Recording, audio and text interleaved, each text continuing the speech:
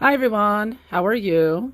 So I just want to make a quick video because something happened recently that was an incident that rhymed, shall we say, with this exact same incident occurring with the murder of Meredith Kercher case. And I wanted to point that out today. So I want to start off with an article I wrote on True Crimes Podcast, and I will link below.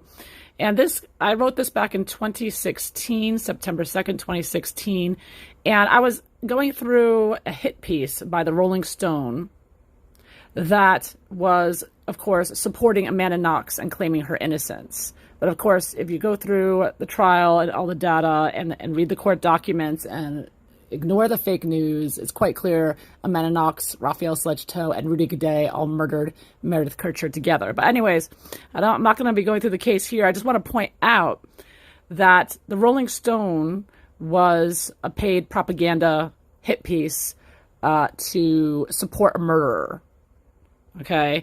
And on June 27th, 2011, Rolling Stone magazine published an article by Nathaniel Rich titled The Never-Ending Nightmare of Amanda Knox.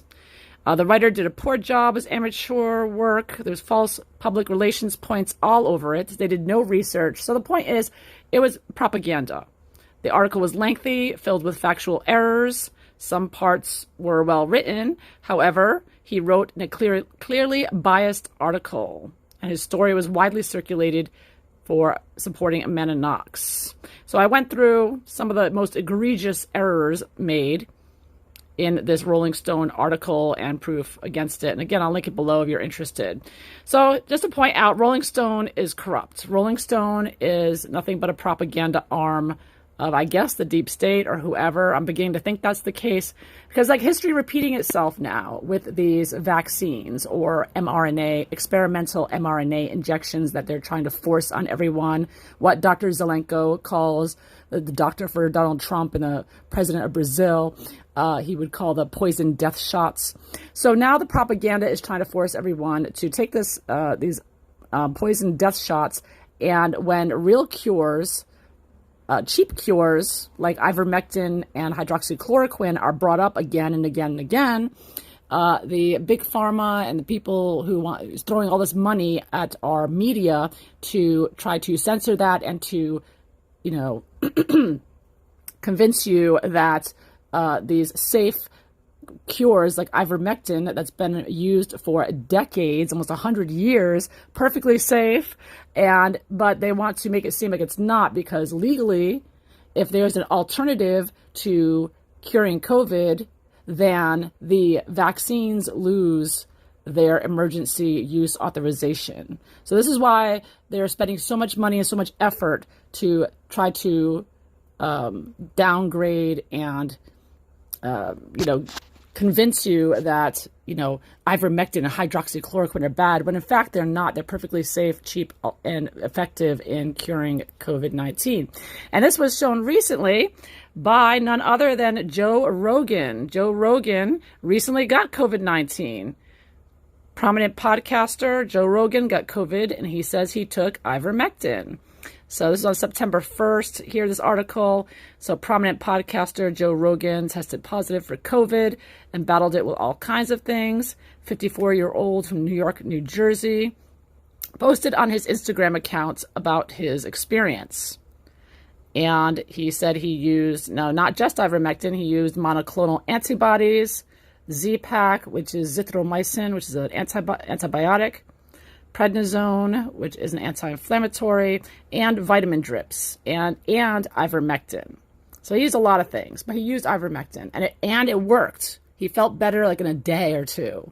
He said he had one bad day, and already the next day he felt much better, and by the third day he was feeling back to normal. Okay, so miraculous and effective, and this has been what American frontline doctors have been saying, and so many people have been saying, and they're using ivermectin in India and saving people, and in Africa they use it. Everywhere they're using it around the world. In the Middle East they use ivermectin. So it's very effective, safe, effective. But my, oh my, did the media go nuts? The deep state, big pharma media went into overdrive. I mean, I don't have to say, you could just do a search on Joe Rogan ivermectin and see I can't remember the last time I've seen so many hit pieces. I mean, it reminds me exactly, going back again to the Amanda Knox story, where all the hit pieces were in the favor of the murderer, Amanda Knox. But now the hit pieces are against Joe Rogan and ivermectin, and they're ramping it up, and they're saying, oh, it's a horse dewormer, you know, and trying to be just using every angle they can to convince the average American that, oh, you don't want to take this. Don't listen to Joe Rogan. But they're having a tough battle here because Joe Rogan is, trusted source and honest.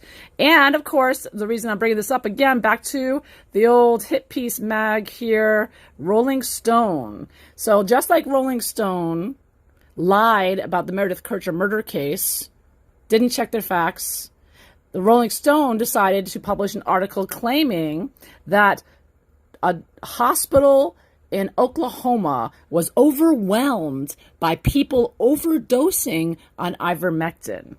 So the Rolling Stone actually wrote an article where they claimed, and look at the picture they used. They used a picture from the winter time here, people getting a shot.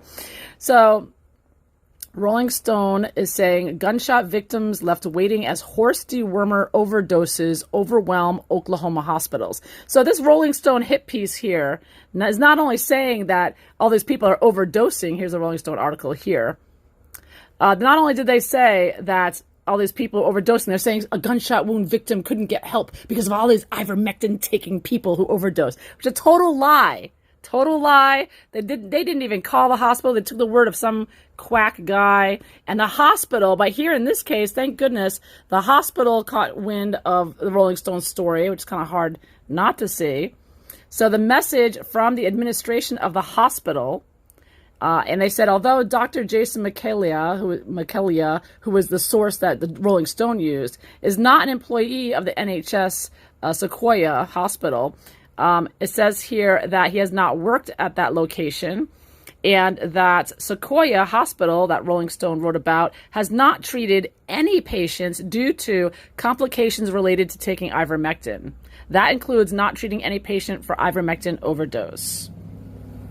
So it was a complete and utter fabrication, complete and utter lie by the Rolling Stone, once again proving that the Rolling Stone is nothing but a mouthpiece for deep state liars, and that if you just pay enough money, Rolling Stone will publish any lie, and they will write long, well-written articles that are so convincing, but it's all horse manure. So here we go. Rolling Stone again, the second time, huge controversy. Rolling Stone lying to Americans. I mean, they really need to have their pantsuit off and just, get rid of them. I mean, this is outrageous, the lies they're telling. And the most outrageous thing is they're harming Americans' health here. People who read that and may believe that and not take ivermectin, that could save their lives. But because of Rolling Stone, now they have blood on their hands because of this.